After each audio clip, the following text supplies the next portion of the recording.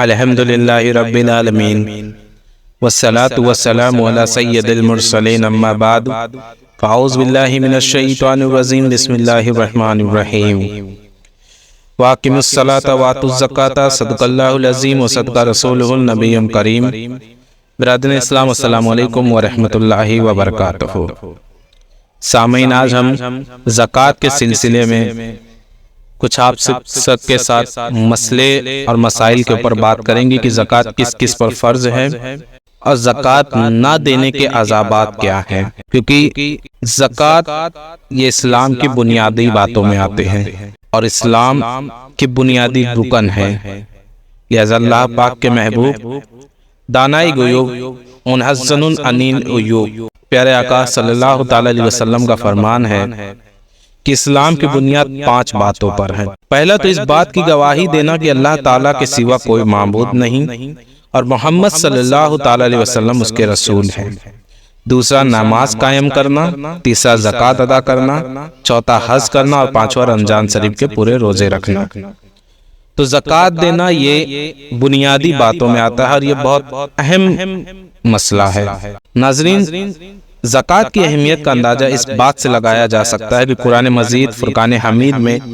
نماز اور زکوٰۃ کا ایک ساتھ 32 مرتبہ ذکر آیا ہے، یعنی جہاں جہاں نماز کا ذکر ہے وہاں زکوٰۃ کا بھی ذکر ہے۔ علاوہ ازیں زکوٰۃ دینے والا خوش نصیب دنیاوی و اخروی سعادتوں کو اپنے دامن میں سمیٹ لیتا ہے۔ لہذا زکوٰۃ کی فرضیت کتاب اور سنت سے ثابت ہے۔ اللہ عز و جل ارشاد فرماتا ہے وَأَقِیمُوا الصَّلَاةَ وَآتُوا الزَّکَاةَ، اور نماز قائم کرو اور زکوٰۃ ادا کرو۔ صدر الافاضل حضرت مولانا سید محمد نعیم الدین مراد آبادی علیہ رحمۃ اللہ تعالی علیہ المتوفی 1367 ہجری اس آیت کے تحت تفسیر خزائن العرفان میں لکھتے ہیں، اس آیت میں نماز اور زکوٰۃ کی فرضیت کا بیان ہے۔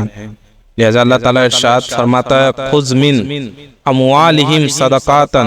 تطہرہم وتزکیہم بہا، اے محبوب ان کے مال میں سے زکوٰۃ تحصیل کرو جس سے تم انہیں ستھرا اور پاکیزہ کر دو۔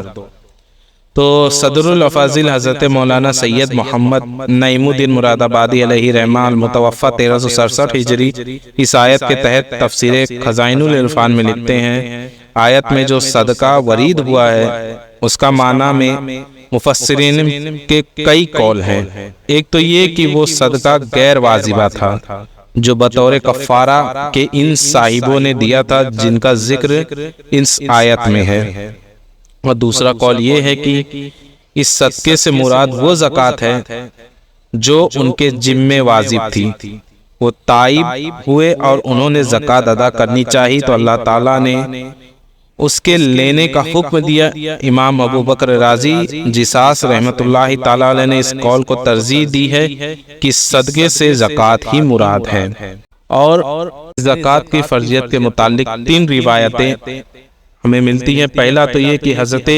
سیدنا عبداللہ ابن عمر رضی اللہ تعالی عنہما سے روایت ہے کہ شہنشاہ مدینہ صلی اللہ تعالی علیہ وسلم نے ارشاد فرمایا مجھے اللہ عز و جل نے اس پر مامور کیا ہے کہ میں ان لوگوں سے اس وقت تک لڑوں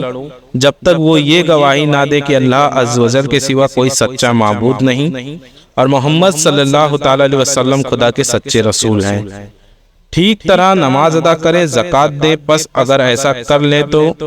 مجھ سے ان کے مال اور جانیں محفوظ ہو جائیں گے سوائے اس سزا کے جو اسلام نے کسی حد کے سلسلے میں ان پر لازم کر دی ہو۔ یعنی رسول کریم صلی اللہ تعالی علیہ وسلم نے فرمایا کہ میں ان سے اس وقت تک لڑوں گا جب تک وہ اس بات کی گواہی نہیں دے دے کہ اللہ واحد ہے اور اللہ کے سوا کوئی عبادت کے لائق نہیں اور رسول اللہ صلی اللہ تعالی علیہ وسلم اس کے سچے رسول ہیں، اور ٹھیک سے نماز پڑھے اور زکوٰۃ دے تو پھر ان کے مال تو محفوظ ہو جائیں گے، لیکن سوائے اس سزا کے جو اسلام نے کسی حد کے تحت کسی حد کے سلسلے میں ان پر لازم کری ہو، یعنی کسی نے حدود اللہ توڑا ہو تو اس سزا کے علاوہ وہ محفوظ ہو جائیں گے۔ اور دوسری روایت ہے، نبی کریم رؤوف الرحیم صلی اللہ تعالی علیہ وسلم نے جب حضرت سیدنا معاذ رضی اللہ تعالی عنہ کو جب یمن کی طرف بھیجا تو فرمایا ان کو بتاؤ کہ اللہ عز و جل نے ان کے مالوں میں زکوٰۃ فرض کی ہے، مالداروں سے لے کر فقراء کو دے دی جائے۔ اور تیسرا روایت ہے حضرت سیدنا ابو ہریرہ رضی اللہ تعالی عنہ سے، آپ فرماتے ہیں جب رسول اللہ صلی اللہ تعالی علیہ وسلم نے وصال ظاہری فرمایا اور حضرت سیدنا ابو بکر رضی اللہ تعالی عنہ خلیفہ بنے اور کچھ قبائل عرب مرتد ہو گئے کہ زکوٰۃ کی فرضیت سے انکار کر بیٹھے کہ یہ زکوٰۃ دینا کوئی فرض نہیں، تو اس پر حضرت سیدنا عمر رضی اللہ تعالیٰ عنہ نے کہا کہ آپ لوگوں سے کیسے معاملہ کریں گے جبکہ رسول اللہ صلی اللہ تعالیٰ علیہ وسلم نے ارشاد فرمایا میں لوگوں سے جہاد کرنے پر مامور ہوں جب تک وہ لا الہ الا اللہ نہ پڑھے، جس نے لا الہ الا اللہ کا اقرار کر لیا اس نے اپنی جان کا اور اپنی مال مجھ سے محفوظ کر لیا، مگر یہ کہ کسی کا حق بنتا ہو اور وہ اللہ عز و جل کے ذمے ہے، یعنی یہ لوگ تو لا الہ الا اللہ کہنے والے ہیں تو ان پر کیسے جہاد کیا جائے گا، یعنی جہاد مومنوں سے تو نہیں ہوتا، جہاد تو کافروں سے ہوتا ہے۔ تو اس پہ حضرت سیدنا ابو بکر رضی اللہ تعالیٰ عنہ نے کہا اللہ عز و جل کی قسم میں اس شخص سے جہاد کروں گا جو نماز اور زکوٰۃ میں فرق کرے گا، یعنی کہ نماز کو تو فرض مانے اور زکوٰۃ کی فرضیت سے انکار کرے، اور زکوٰۃ مال کا حق ہے، باخدا اگر انہوں نے واجب الادا کی ایک رسی بھی روکی جو وہ رسول اللہ صلی اللہ تعالی علیہ وسلم کے دور میں دیا کرتے تھے تو میں ان سے جنگ کروں گا۔ حضرت سیدنا عمر رضی اللہ تعالیٰ عنہ فرماتے ہیں واللہ میں نے دیکھا کہ اللہ تعالیٰ نے صدیق کا سینہ کھول دیا ہے، اس وقت میں نے بھی پہچان لیا کہ وہی حق پر ہے اور صدیق جو کہہ رہے ہیں وہ سچ کہہ رہے ہیں۔ تو زکوٰۃ جو نہیں ادا کرتا، جس کی فرضیت کا جو نہیں سمجھتا، اس کے خلاف کتنی سخت وعیدیں ہیں کہ اس سے جنگ کرنے تک کا بھی حکم ملا ہے۔ اور صدر السریہ بدر الطریقہ مفتی احمد علی اعظمی علیہ رحمہ المتوفہ 1376 ہجری اس روایت کی وضاحت کرتے ہوئے لکھتے ہیں کہ اس حدیث سے معلوم ہوا کہ نیری کلمہ گوئی اسلام کے لیے کافی نہیں جب تک تمام ضروریات دین کا اقرار نہ کرے، اور امیر المومنین فاروق اعظم رضی اللہ تعالیٰ عنہ کا بحث کرنا اس وجہ سے تھا کہ ان کے علم میں پہلے یہ بات نہیں تھی کہ وہ فرضیت کے منکر ہیں، یہ خیال تھا کہ زکوٰۃ دیتے نہیں اس کی وجہ سے گناہگار ہوئے، کافر تو نہیں ہوئے کہ ان پر جہاد قائم کیا جائے، مگر جب معلوم ہو گیا تو فرماتے ہیں میں نے پہچان لیا کہ وہی حق ہے جو سیدنا صدیق اکبر رضی اللہ تعالی عنہ نے سمجھا اور کیا ہے۔ تو زکوٰۃ کی فرضیت کتنی سخت وعیدیں ہیں کہ اگر جو زکوٰۃ نہ دے تو اس سے جنگ کرنے کا حکم ہے۔ رسول اللہ نے فرمایا میں اس سے اس وقت تک جنگ کروں گا، خلیفہ اول نے بھی فرمایا۔ اب یہ جان لیجئے کہ زکوٰۃ سن 2 ہجری میں روزے سے قبل فرض ہوئی، اور زکوٰۃ کا فرض ہونا قرآن سے ثابت ہے، اس کا انکار کرنے والا کافر ہے، اور زکوٰۃ دینا تکمیل ایمان کا ذریعہ ہے، جیسا کہ حضور پاک صاحب الاولاق سیاح افلاق صلی اللہ تعالی علیہ وسلم نے ارشاد فرمایا تمہارے اسلام کا پورا ہونا یہ ہے کہ تم اپنے مالوں کی زکوٰۃ ادا کرو، اور ایک مقام پر ارشاد فرمایا جو اللہ اور اس کے رسول پر ایمان رکھتا ہے اسے لازم ہے کہ اپنے مال کی زکوٰۃ ادا کرے۔ تو زکوٰۃ ادا کرنا یہ فرضیت میں سے ہے، اور کچھ قرآن کی آیتیں میں بھی آپ سب کے سامنے رکھتا ہوں جس سے زکوٰۃ کی فرضیت کا آپ کو اندازہ ہو کہ میرے رب نے سورۃ الاعراف میں ارشاد فرمایا وَرَحْمَتِي وَشِیْعَتْ كُلَّ شَیْءٍ فَسَأَکْتُبُهَا لِلَّذِینَ یَتَّقُونَ وَیُؤْتُونَ الزَّکَاةَ، اور میری رحمت ہر چیز کے گھیرے ہیں تو عنقریب میں نے نعمت کو ان کے لیے لکھ دوں گا جو ڈرتے ہیں اور زکوٰۃ دیتے ہیں، اور زکوٰۃ دینے سے تقوی حاصل ہوتا ہے۔ قرآن پاک میں متقین کی علامت میں سے ایک علامت یہ بھی بیان کی گئی ہے، رب تعالیٰ ارشاد فرماتا ہے وَمِمَّا رَزَقْنَاهُمْ يُنْفِقُونَ، اور ہماری دی ہوئی روزی میں سے ہماری راہ میں اٹھائے۔ زکوٰۃ دینے والا کامیاب لوگوں کی فہرست میں شامل ہو جاتا ہے، جیسا قرآن پاک میں فلاح کو پہنچنے والوں کا ایک کام زکوٰۃ بھی گنوایا گیا ہے، لہذا قرآن پاک میں ارشاد ہوتا ہے قَدْ أَفْلَحَ الْمُؤْمِنُونَ الَّذِينَ هُمْ فِي صَلَاتِهِمْ خَاشِعُونَ، والذین ہم عن اللغو معرضون والذین ہم للزکاة فاعلون، بے شک مراد کو پہنچے ایمان والے جو اپنی نماز میں گر گراتے ہیں، اور وہ جو کسی بےہودہ بات کی طرف التفات نہیں کرتے اور وہ کی زکوٰۃ دینے کا کام کرتے ہیں۔ اللہ تعالیٰ زکوٰۃ ادا کرنے والے کی مدد فرماتا ہے، اس بارے میں بھی قرآن کریم کی آیتیں آئی ہیں، لہذا اللہ تعالیٰ ارشاد فرماتا ہے وَلَا يَنْصُرُونَ اللَّهَ مَن يَنْصُرُهُ إِنَّ اللَّهَ لَقَوِيٌّ عَزِيزٌ الَّذِينَ إِن مَّكَّنَّاهُمْ فِي الْأَرْضِ أَقَامُوا الصَّلَاةَ وَآتَوُا الزَّكَاةَ وَأَمَرُوا بِالْمَعْرُوفِ وَنَهَوْا عَنِ الْمُنكَرِ وَلِلَّهِ عَاقِبَةُ الْأُمُورِ۔ اللہ تعالیٰ ارشاد فرماتا ہے اور بے شک اللہ ضرور مدد فرمائے گا اس کی جو اس کے دین کی مدد کرے گا، بے شک ضرور اللہ قدرت والا ہے، غالب ہے۔ وہ لوگ کہ اگر ہمیں انہیں زمین پر قابو دے تو نماز برپا رکھے اور زکوٰۃ دے اور بھلائی کا حکم کرے اور برائی سے روکے، اور اللہ ہی کے لیے سب کاموں کا انجام ہے۔ تو زکوٰۃ ادا کرنا اللہ کے گھروں یعنی مساجد کو آباد کرنے والوں کی ہی صفت میں ہے۔ اس بارے میں بھی اللہ تعالیٰ نے قرآن کریم میں فرمایا انما یعمر مساجد اللہ من آمن باللہ والیوم الآخر وآقم الصلاة وآتى الزکاة ولم یخش الا اللہ فعسى اولئک ان یکونوا من المہتدین۔ اللہ تعالیٰ ارشاد فرماتا ہے کہ اللہ کی مسجدیں تو وہی آباد کرتے ہیں جو اللہ اور قیامت پر ایمان لاتے اور نماز قائم کرتے اور زکوٰۃ دیتے ہیں، اور اللہ کے سوا کسی سے نہیں ڈرتے، تو ان قریب ہے کہ یہ لوگ ہدایت والوں میں ہو جائیں۔ تو یہ زکوٰۃ کی فرضیت اور زکوٰۃ دینے کے سلسلے میں کچھ آیتیں ابھی میں نے آپ کے سامنے رکھی۔ تو زکوٰۃ کی ادائیگی سے غریب اسلامی بھائیوں کی ضرورت پوری ہو جاتی ہے اور ان کے دل میں خوشی داخل ہو جاتی ہے۔ زکوٰۃ دینے کا عمل اخوت اسلامی کی بہترین تعبیر ہے کہ ایک غنی مسلمان اپنے غریب اسلامی بھائی کو زکوٰۃ دے کر معاشرے سے سر اٹھا کر جینے کا حوصلہ مہیا کرتا ہے، اور غریب اسلامی بھائی کا دل کینہ و حسد کا شکار گاہ بننے سے محفوظ رہتا ہے، کیونکہ وہ جانتا ہے کہ اس نے غنی اسلامی بھائی کے مال میں اس کا بھی حق ہے، لہٰذا وہ اپنے بھائی کی جان، مال اور اولاد بابرکت کے لیے دعا گو رہتا ہے۔ نبی پاک صاحب الاولاق صلی اللہ تعالیٰ علیہ وسلم نے ارشاد فرمایا بے شک مومن کے لیے مومن مثل عمارت ہے، بعض کو تقویت پہنچاتا ہے۔ فرمان نبی صلی اللہ تعالیٰ علیہ وسلم ہے زکوٰۃ مسلمانوں کے درمیان بھائی چارہ مضبوط بنانے میں بہت اہم کردار ادا کرتا ہے، جس سے اسلامی معاشرے میں اجتماعیت کو فروغت ملتا ہے، اور امداد باہمی کی بنیاد پر مسلمان اپنے پیارے آقا مدنی مصطفیٰ صلی اللہ تعالیٰ علیہ وسلم کے اس فرمان عظیم کی مصداق بن جاتے ہیں۔ مسلمانوں کی آپس میں دوستی اور رحمت اور شفقت کی مثال جسم کی طرح ہے۔ جب جسم کا کوئی عضو بیمار ہوتا ہے تو بخار اور بے خوابی میں سارا جسم اس کا شریک ہوتا ہے،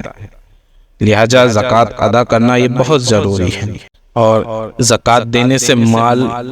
پاک ہو جاتا ہے، جیسا کہ حضرت سیدنا انس بن مالک رضی اللہ تعالیٰ عنہ سے مروی ہے کہ شہنشاہ مدینہ قرار قلب و سینہ، صاحب معطر پسینہ، باعث نزول سکینہ، فیض گنزینہ محمد مصطفیٰ صلی اللہ تعالیٰ علیہ وسلم نے ارشاد فرمایا اپنے مال کی زکوٰۃ نکال کہ وہ پاک کرنے والی ہے جو تجھے پاک کر دے گی۔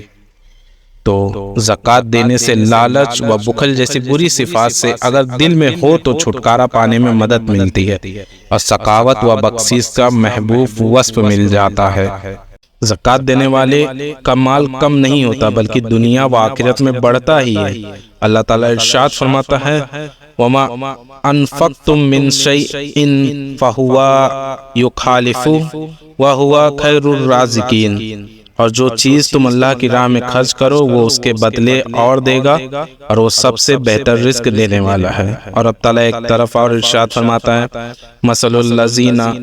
ينفقون اموالهم في سبيل الله كمثل حبة انبتت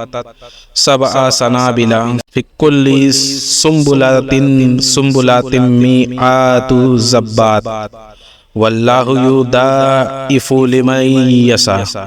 واللہ واسع علیم۔ الذین ينفقون اموالهم في سبيل الله ثم لا يتبعون ما انفقوا منا ولا اذى لهم اجرهم عند ربهم ولا خوف عليهم ولا هم يحزنون۔ اس میں رب تعالیٰ ارشاد فرماتا ہے، ان کی کہاوت جو اپنے مال اللہ کی راہ میں خرچ کرتے ہیں اس دانے کی طرح جس نے اگائی 7 بالیں، ہر بال میں سے 100 دانے، اور اللہ اس سے بھی زیادہ بڑھائے جس کے لیے چاہے، اور اللہ وسعت والا علم والا ہے۔ وہ جو اپنے مال اللہ کی راہ میں خرچ کرتے ہیں پھر دیے پیچھے نہ احسان رکھے اور نہ تکلیف دے، ان کا نیک یعنی انعام ان کے رب کے پاس ہے، اور انہیں نہ کچھ اندیشہ ہو اور نہ کچھ غم۔ تو پس زکوٰۃ دینے والے کو یہ یقین رکھتے ہوئے خوش دلی سے زکوٰۃ دینی چاہیے کہ اللہ تعالیٰ اس کو بہتر بدلہ عطا فرمائے گا۔ اور اللہ عز و جل کے محبوب دانائے غیوب منزہن عن العیوب صلی اللہ تعالیٰ علیہ وسلم کا فرمان عظمت نشان ہے، صدقے سے مال کم نہیں ہوتا۔ اگرچہ ظاہری طور پر مال کم ہوتا ہے لیکن حقیقت میں بڑا رہا ہوتا ہے، جیسے درخت سے خراب ہونے والی شاخوں کو اتارنے میں بظاہر درخت میں کمی نظر آ رہی ہے، لیکن یہ اترنا اس کی نشو و نما کا سبب ہے۔ مفسران صحیح حکیم الامت حضرت مفتی احمد یار خان علیہ رحمہ فرماتے ہیں، زکوٰۃ دینے والے کی زکوٰۃ ہر سال بڑھتی ہی رہتی ہے۔ یہ تجربہ ہے جو کسان کھیت میں بیج پھینک آتا ہے اور بظاہر بوریاں خالی کر لیتا ہے لیکن حقیقت میں ماں اضافے کے بھر لیتا ہے۔ گھر کی بوریاں چوہے، سرسری وغیرہ کی آفات سے ہلاک ہو جاتی ہیں، یا یہ مطلب ہے کہ جس مال سے صدقہ نکلتا رہے اس میں خرچ کرتے رہیں، انشاءاللہ بڑھتا ہی رہے گا۔ کنویں کے پانی بھرے جاؤ تو بڑھے ہی جائے گا، اور زکوٰۃ دینے والا سر سے محفوظ ہو جاتا ہے، جیسا کہ اللہ عز و جل کے محبوب صلی اللہ تعالیٰ علیہ وسلم نے ارشاد فرمایا، جس نے اپنے مال کی زکوٰۃ ادا کر دی بے شک اللہ تعالیٰ نے اس سے سر کو دور کر دیا۔ زکوٰۃ دینا حفاظت مال کا سبب ہے، جیسا کہ حضور پاک صاحب الاولاق صلی اللہ تعالیٰ علیہ وسلم نے ارشاد فرمایا، اپنے مالوں کو زکوٰۃ دے کر مضبوط قلعوں میں کر لو اور اپنے بیماروں کا علاج خیرات سے کرو۔ تو یہ زکوٰۃ دینے کی فرضیت میں ہے۔ اور زکوٰۃ نہ دینے والے پر لعنت کی گئی ہے، جیسا کہ حضرت سیدنا عبداللہ بن مسعود رضی اللہ تعالیٰ عنہ روایت کرتے ہیں، زکوٰۃ نہ دینے والے پر رسول اللہ صلی اللہ تعالیٰ علیہ وسلم نے لعنت فرمائی ہے، بروز قیامت یہی مال وبال زان بن جائے گا۔ لہٰذا سورہ توبہ میں اللہ تعالیٰ ارشاد فرماتا ہے، اور وہ کی جوڑ کر رکھتے ہیں سونا اور چاندی اور اسے اللہ کی راہ میں خرچ نہیں کرتے، انہیں خوشخبری سناؤ دردناک عذاب کی، جس دن وہ تپایا جائے گا جہنم کی آگ میں، پھر اس کو داغیں گے ان کی پیشانیاں اور کروٹیں اور پیٹھیں، یہ ہے وہ جو تم نے اپنے لیے جوڑ رکھا تھا، اب چکھو مزہ اس کے جوڑنے کا۔ اللہ تعالیٰ نے اپنے قرآن مجید میں فرمایا ہے، اور اللہ کے محبوب صلی اللہ تعالیٰ علیہ وسلم نے ارشاد فرمایا ہے، جس کو اللہ تعالیٰ نے مال دیا اور وہ اس کی زکوٰۃ ادا نہ کرے تو قیامت کے دن وہ مال گنجے سانپ کی صورت میں کر دیا جائے گا، جس کے سر پر 2 چیٹیاں ہوں گی، وہ سانپ اس کے گلے میں توق بنا کر ڈال دیا جائے گا، پھر اس یعنی زکوٰۃ نہ دینے والے کے بانجھے پکڑے گا اور کہے گا، میں تیرا مال ہوں، میں تیرا خزانہ ہوں۔ اس کے بعد نبی کریم صلی اللہ تعالی علیہ وسلم نے اس آیت کی تلاوت فرمائی، وَلَا يَحْسَبَنَّ الَّذِينَ يَبْخَلُونَ بِمَا آتَاهُمُ اللَّهُ مِنْ فَضْلِهِ هُوَ خَيْرٌ لَهُمْ بَلْ هُوَ شَرٌّ لَهُمْ سیطوقون ما بخیلوا بہ یوم القیامہ، اور جو بخل کرتے ہیں اس چیز میں جو اللہ نے انہیں اپنے فضل سے دی، ہرگز اسے اپنے لیے اچھا نہ سمجھے، بلکہ وہ ان کے لیے برا، اور عنقریب وہ جس میں بخل کیا تھا قیامت کے دن ان کے گلے کا طوق ہوگا۔ تو یہ زکوٰۃ نہ دینے والے کے انجام ہیں۔ جو ابھی میں نے دو آیتیں قرآن مجید کی ایک ترجمہ اور ایک آیت آپ کے سامنے رکھی، اور رسول اللہ کا فرمان آپ کے سامنے رکھا۔ تو اللہ تعالیٰ سے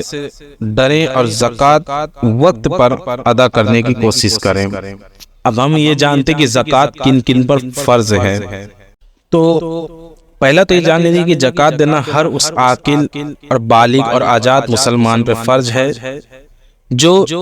ان شرائط کو پا جائے۔ پہلا، نصاب کا مالک ہو، اور دوسرا یہ نصاب نامی ہو، تیسرا نصاب اس کے قبضے میں ہو، چوتھا نصاب اس کی حاجت اصلیہ یعنی ضروریات زندگی سے زائد ہو، پانچواں نصاب دینے سے فارغ ہو، یعنی اس پر ایسا قرض نہ ہو جس کا مطالبہ بندوں کے جانب سے ہو کہ اگر وہ قرض ادا کرے تو اس کا نصاب باقی نہ رہے، اور چھٹا وہ شخص اس نصاب پر 1 سال گزر جائے، یعنی وہ مال جو ہم زکوٰۃ دیتے اس پہ 1 سال گزر جائے تب وہ صاحب نصاب ہوگا۔ اور یہ جو ابھی میں نے 6 شخص گنائے انشاءاللہ ان کا تفصیل میں آپ کو اگلے ویڈیو میں بتاؤں گا کہ ان کی تفصیلات کیا ہے، یعنی یہ کن کن کیٹیگری کے لوگ ہیں اور کیسے کیسے ہیں۔ تو یہ تفصیلات انشاءاللہ ہم اگلے ویڈیو میں بتائیں گے۔ تب تک کے لیے السلام علیکم ورحمۃ اللہ وبرکاتہ۔